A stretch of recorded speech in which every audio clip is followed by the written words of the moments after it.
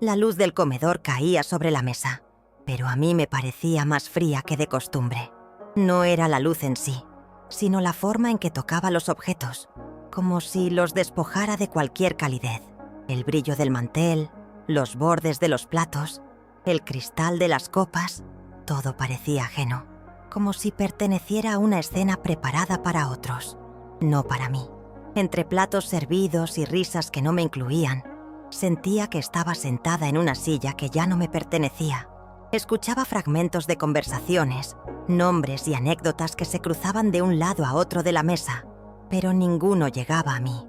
Mi presencia no interrumpía nada ni despertaba curiosidad.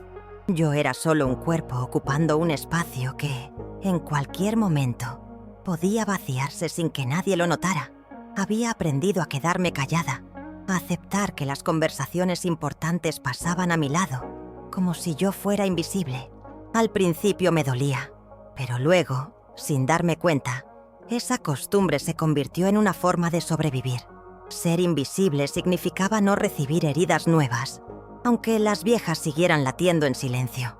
Llevaba años conviviendo con ese silencio, pensando que la indiferencia era parte natural de la familia. Había dejado de esperar que alguien me preguntara cómo estaba o que me contaran las cosas sin que yo las tuviera que adivinar. El silencio se había vuelto un mueble más de la casa, incómodo, pero imposible de mover. Hasta que, en medio del almuerzo, mi nieta empujó un papelito hacia mí. Fue tan rápido y tan discreto que apenas me di cuenta de que lo tenía entre los dedos. Sus manos pequeñas temblaban un poco, como si lo que estaba haciendo fuera peligroso. «No bebas nada, solo confía en mí». Estaba escrito con letra temblorosa, inclinada hacia un lado, como si las palabras hubieran querido esconderse dentro del papel. Sentí que el corazón me golpeaba el pecho, no por el contenido en sí, sino porque entendí que lo que estaba ocurriendo tenía un peso que aún no alcanzaba a medir. Ese papel, tan ligero, fue el golpe más fuerte que recibí sin que nadie levantara la voz. Lo guardé bajo el mantel, mientras seguía sonriendo en silencio, sabiendo que algo, a partir de ese momento, ya no sería igual.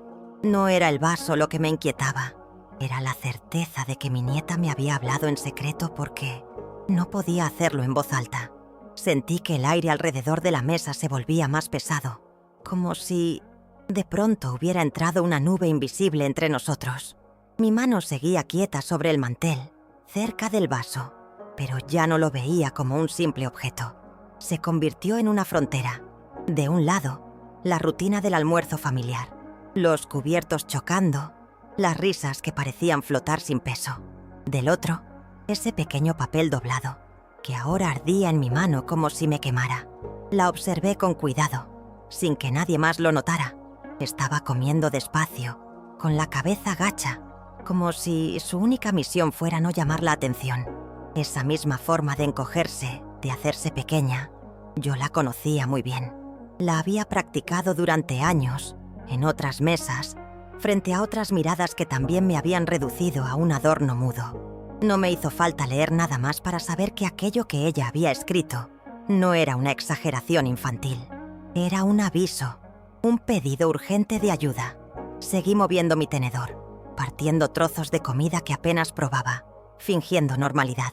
Cada palabra que llegaba a mis oídos desde otras conversaciones me parecía lejana, hueca. La mesa estaba llena, pero para mí ya no había nadie. Todo se había reducido a ese mensaje y al latido acelerado que sentía en el cuello. Lo que más me dolía no era el miedo por lo que pudiera significar ese papel, sino que una niña tan pequeña hubiera sentido la necesidad de advertirme de algo. En su gesto había una seriedad que no correspondía a su edad, un peso que no le pertenecía, y en mi pecho se mezclaban dos emociones que parecían contradecirse: el temor por lo que pudiera descubrir y la extraña gratitud de que, entre todos, ella me eligiera a mí para confiar. Tomé un sorbo de aire, no de agua, y aparté el vaso con cuidado, sin que sonara sobre la mesa. Nadie comentó nada.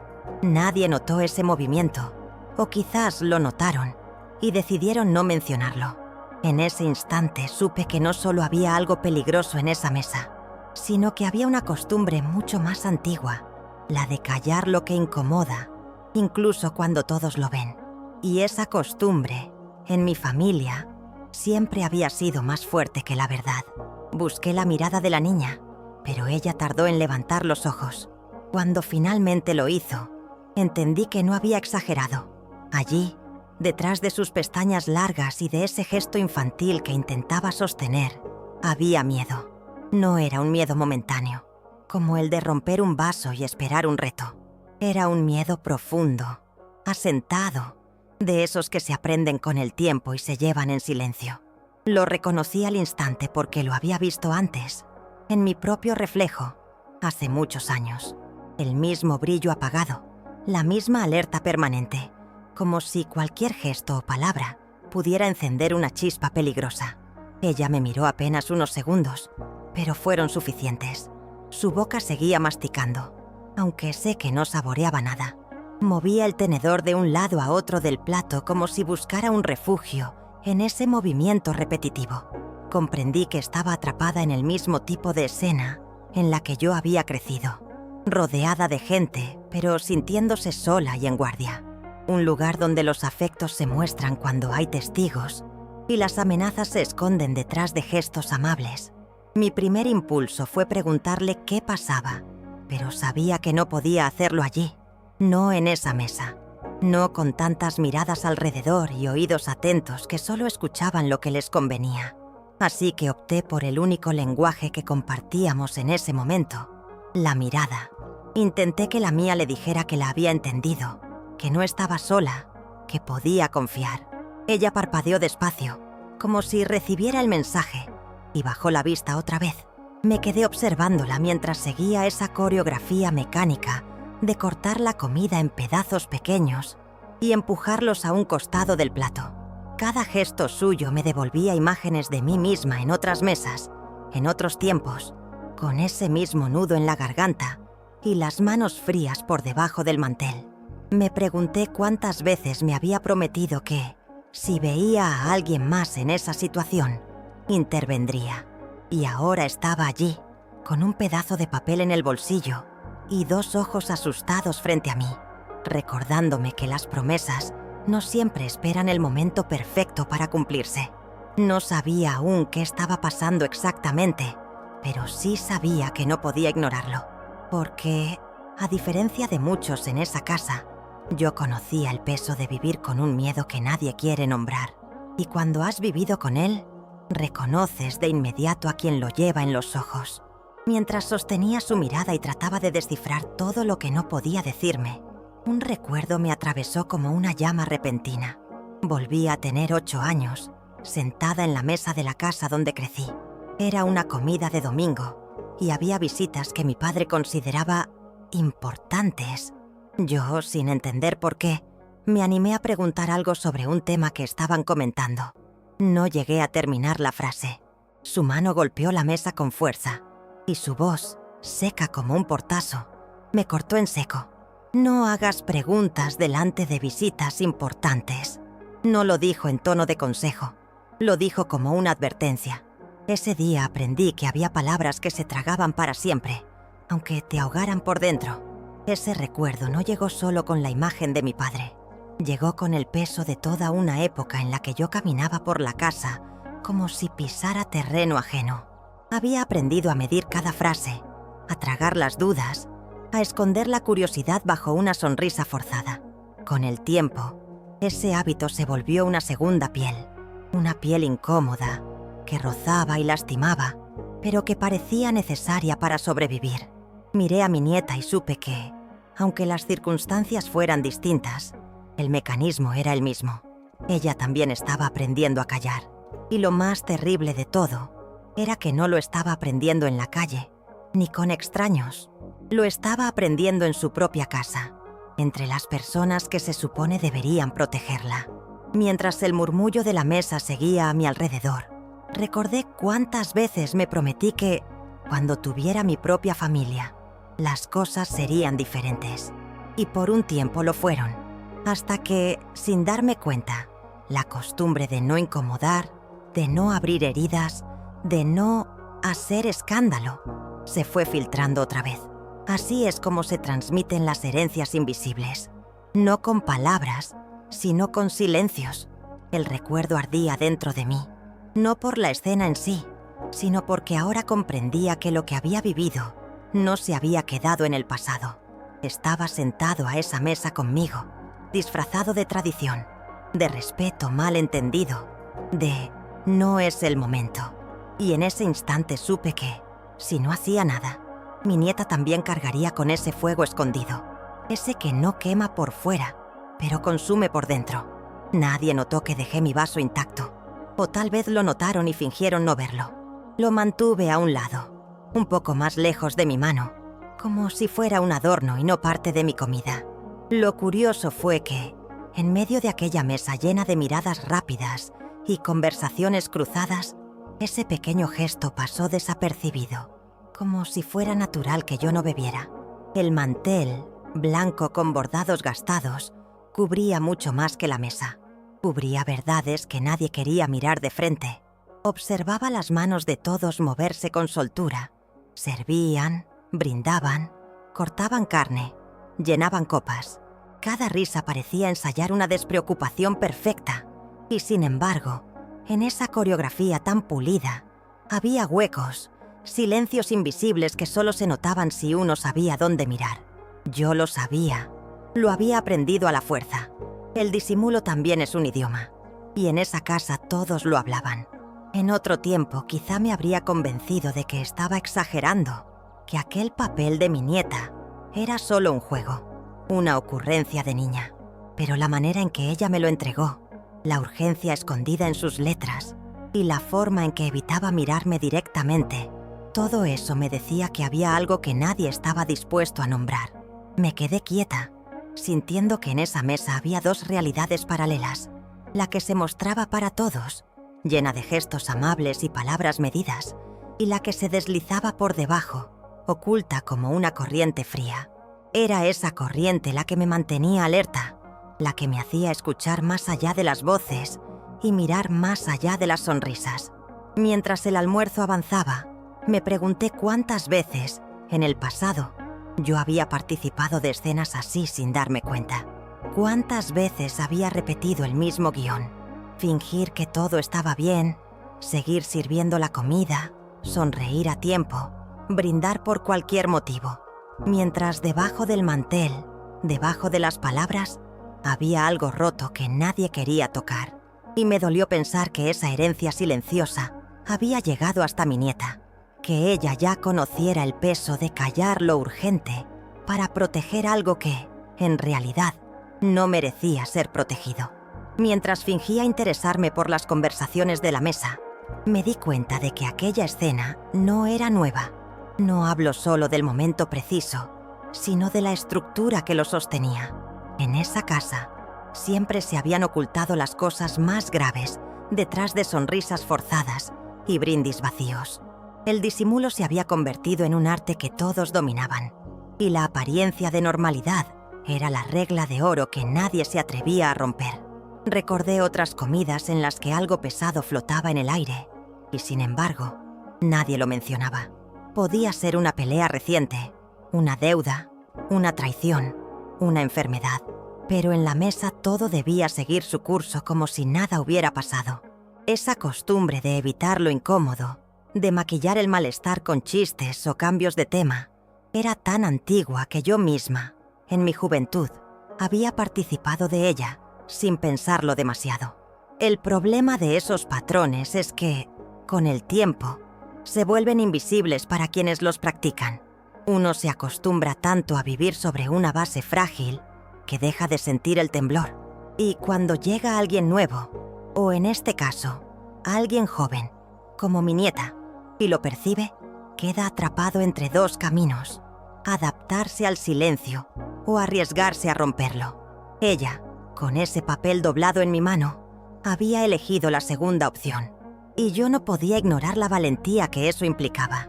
Miré alrededor y me pregunté cuántos de los que estaban allí sabían lo mismo que yo.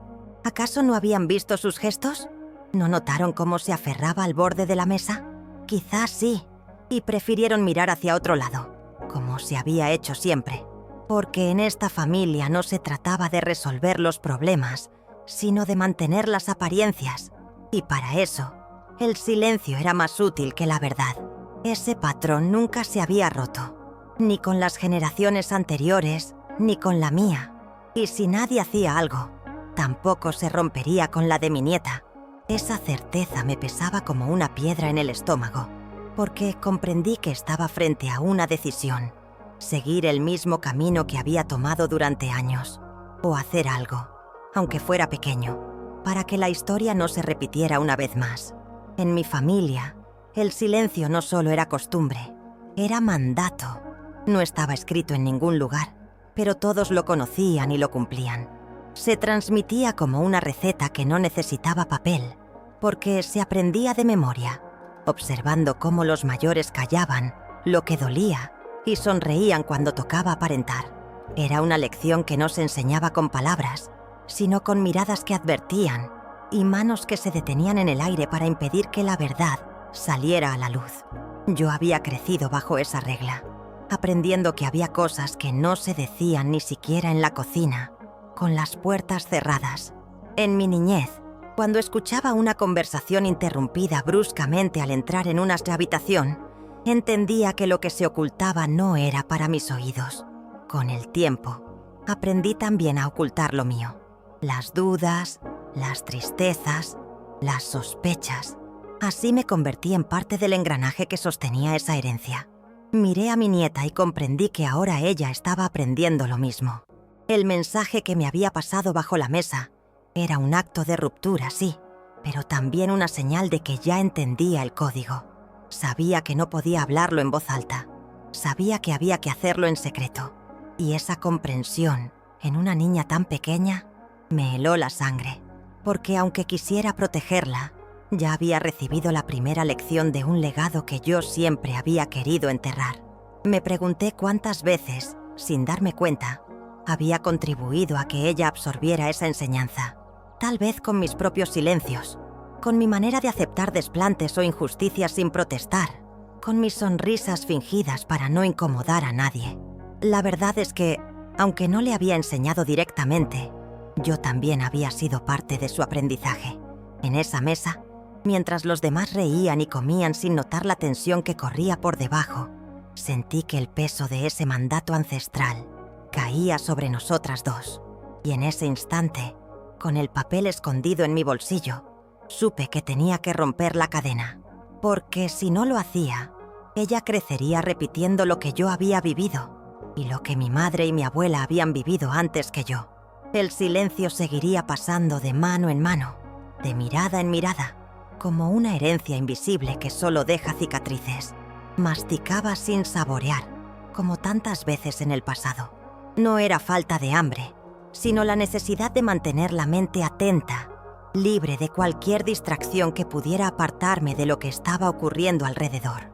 Cada bocado se volvía un acto mecánico, como si mi cuerpo recordara por sí solo aquella estrategia que tantas veces había usado: comer para no llamar la atención, pero no lo suficiente para perder de vista nada.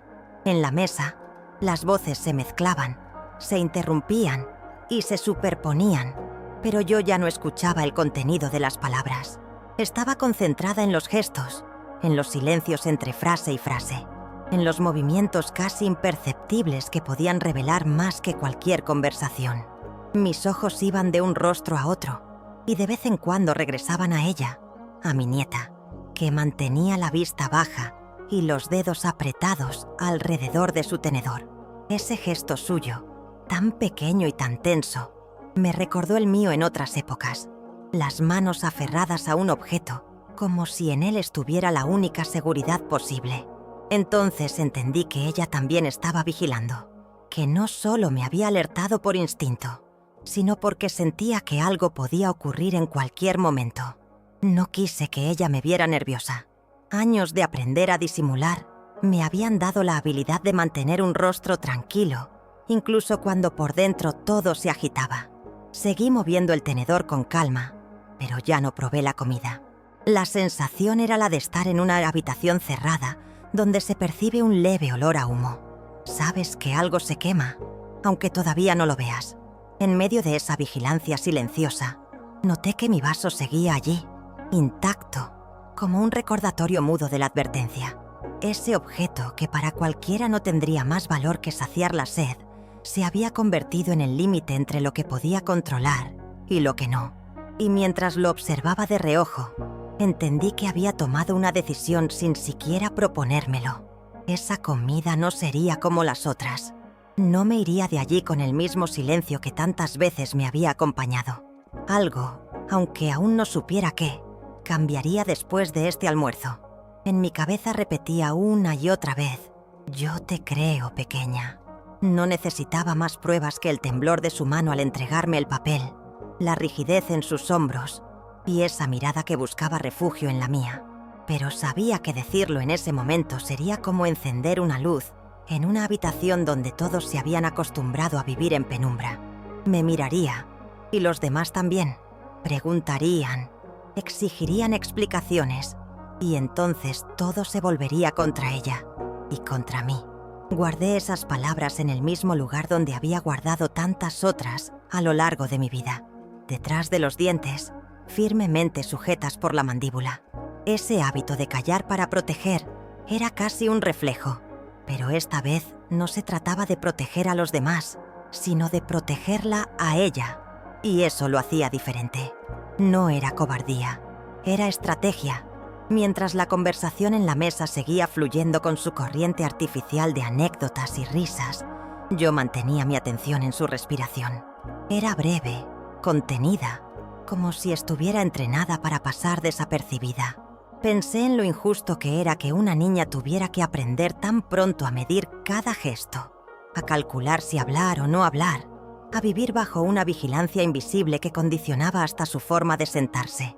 Yo te creo, seguía repitiendo dentro de mí, pero no lo dije. Lo que sí hice fue bajar levemente la cabeza y dejar que mis ojos se encontraran con los suyos.